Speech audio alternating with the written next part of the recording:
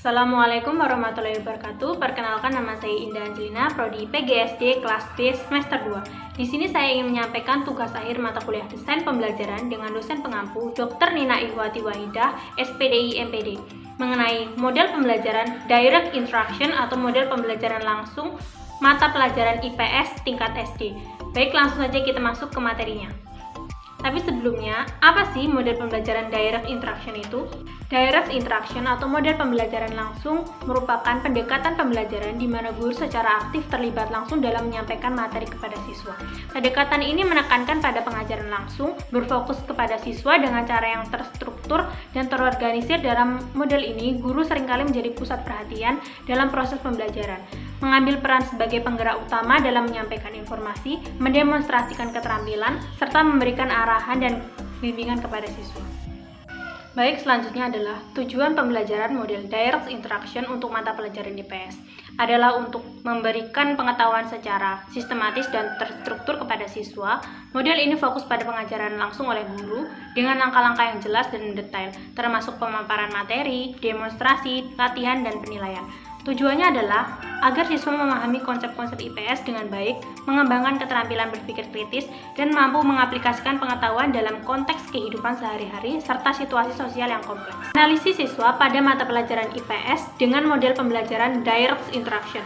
Penggunaan model pembelajaran Direct Instruction pada siswa meningkatkan pemahaman konsep yang lebih mendalam, kemampuan pemecahan masalah, serta membantu meningkatkan keterampilan membaca, menulis, serta keterampilan berpikir kritis dan analitis. Untuk materi selanjutnya adalah media pembelajaran pada mata pelajaran IPS dengan menggunakan model pembelajaran Direct Instruction. Untuk penerapan model pembelajaran Direct Instruction dapat menggunakan media audiovisual seperti video pembelajaran, presentasi slide, atau alat peraga.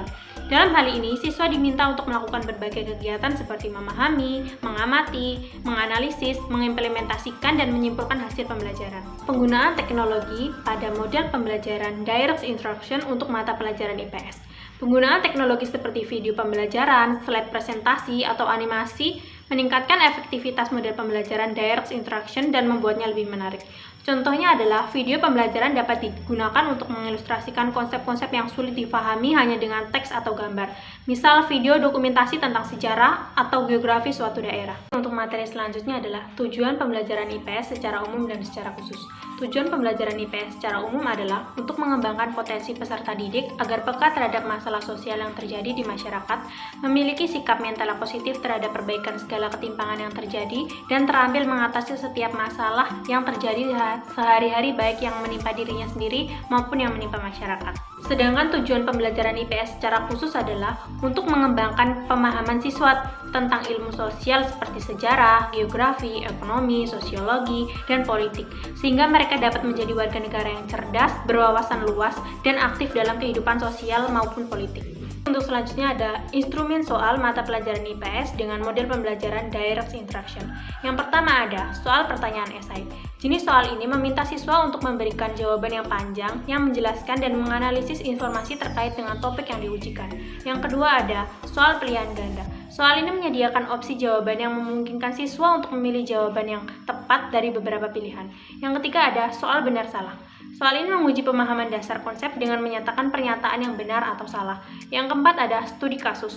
Soal ini memberikan situasi atau masalah yang kompleks yang memerlukan analisis mendalam dan penerapan konsep IPS. Dan yang terakhir ada proyek atau tugas terstruktur. Ini meminta siswa untuk menyusun presentasi atau proyek berbasis penelitian yang memerlukan pengumpulan data dan analisis. Untuk materi selanjutnya adalah langkah-langkah pembelajaran model Direct Instruction. Yang pertama ada fase penyampaian tujuan atau orientasi.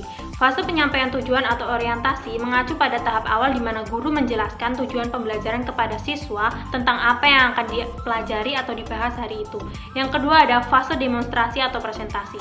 Dalam model pembelajaran langsung mengacu pada tahapan di mana guru secara langsung menunjukkan kepada siswa bagaimana suatu keterampilan atau konsep harus dilakukan dan dipraktikkan. Yang ketiga ada fase latihan terbimbing, merujuk pada tahapan di mana siswa aktif terlibat dalam praktik atau latihan yang dipadu oleh guru. Yang keempat ada fase mengecek pemahaman siswa dan memberikan umpan balik. Adalah tahapan di mana guru secara sistematis mengevaluasi sejauh mana siswa telah memahami materi yang telah diajarkan. Dan yang terakhir adalah fase latihan mandiri.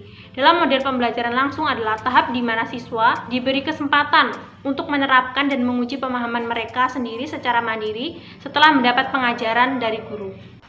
Dan untuk materi yang terakhir ada kelebihan dan kekurangan model direct interaction. Kelebihannya adalah model pembelajaran ini efektif dalam kelas besar maupun kelas kecil. Model pembelajaran ini seperti ceramah bermanfaat untuk menyampaikan sebuah materi maupun informasi kepada siswa yang tidak suka membaca. Juga dapat mengarahkan siswa yang kurang aktif dalam pembelajaran untuk tetap berprestasi. Dan kekurangannya adalah siswa sulit untuk mengembangkan diri dan keterampilannya karena model ini gurulah yang paling aktif. Jika guru tidak siap dengan pembelajaran atau kurang memahami materi yang akan disampaikan, maka pembelajaran akan terhambat karena guru menjadi pusat dalam model pembelajaran ini. Saya rasa sekian materi yang dapat saya sampaikan, kurang dan lebihnya saya mohon maaf.